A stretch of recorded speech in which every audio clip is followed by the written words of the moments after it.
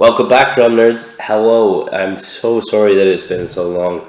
I actually have my drum kit set up in my balcony, which I was setting up to make a video as a kit walkthrough and stuff, as I'm trying to get that sorted. And unfortunately, the reason for being here now, last night, because I didn't manage to get that video made in time.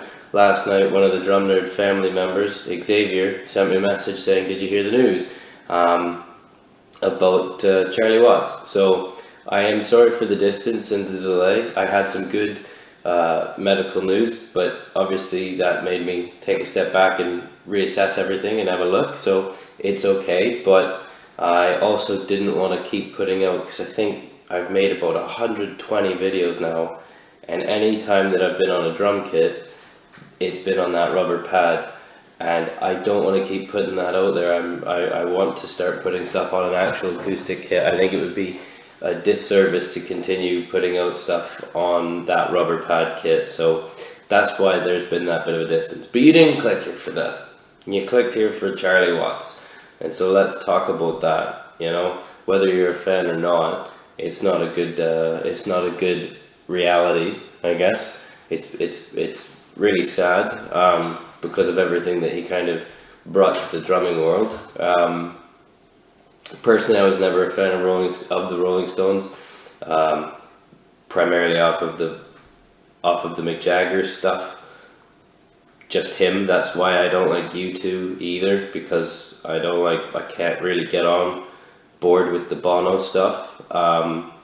So if you're a fan, you're a fan. Well done. That's fair. Personally, I'm not, but it doesn't detract any of the respect and credibility and legitimacy and legacy that Charlie Watts kind of created and has now left behind. But it's a pretty shitty day. I think it was. Again, from what Xavier said, I think it was yesterday that he passed away. He was 80, I think.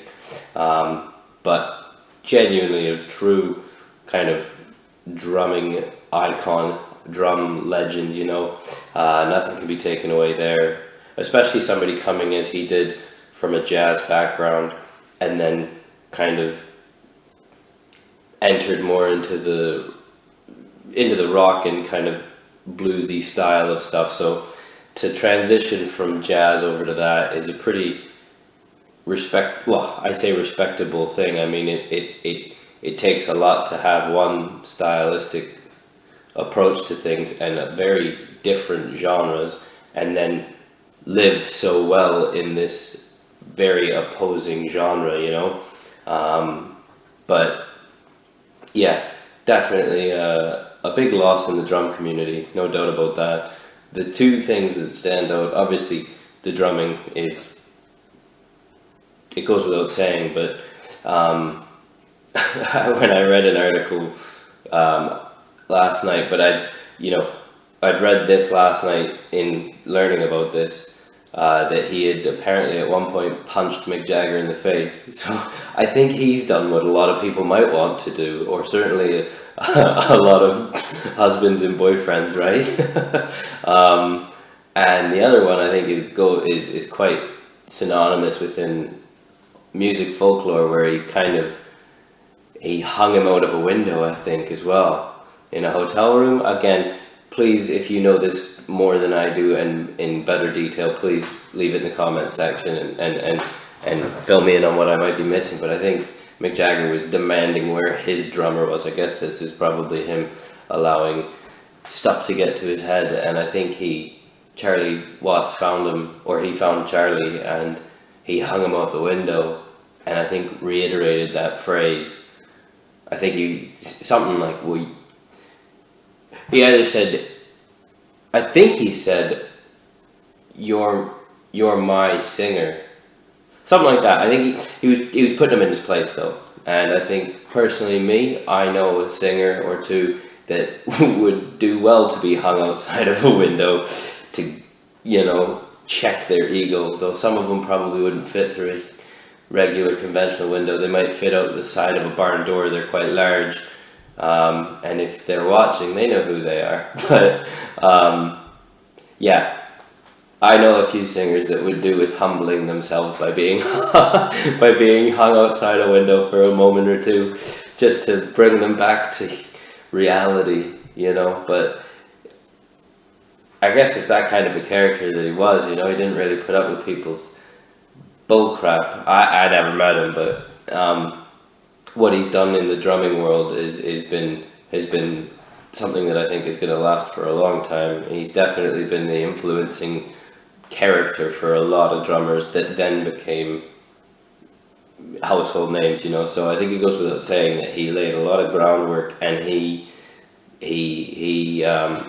did a lot for the drumming world in how he played the drums. Again, if you're a fan or not, the way that he approached it, the way that his sound was, there's just, not every drummer gets to, well, every drummer has their thumbprint, but I guess not every drummer gets that ability to then leave such a massive lasting fingerprint, you know, or to leave their fingerprint, if you see my point. But yeah, sad day for sure.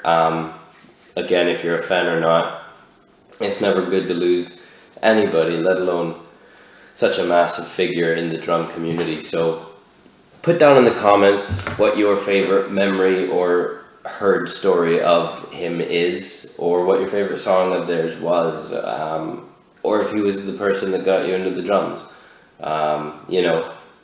So let me know, let's have a conversation. Again, sad times, but in the next video that I'm going to film now, because I'm here, is going to be a little bit of a kit run through and asking for some advice and whatnot. So there we go. Let's have a conversation. But yes, again, sad times about that. Nobody's happy, I'm sure. And it'll be interesting to see what comes out in the coming weeks in terms of people responding, similar videos to this maybe, and just finding out how much he's affected the drum world and all those different lives he's touched. So sad times, but there we go. Keep your stick on the ice, stay safe. I'll see you in the next video.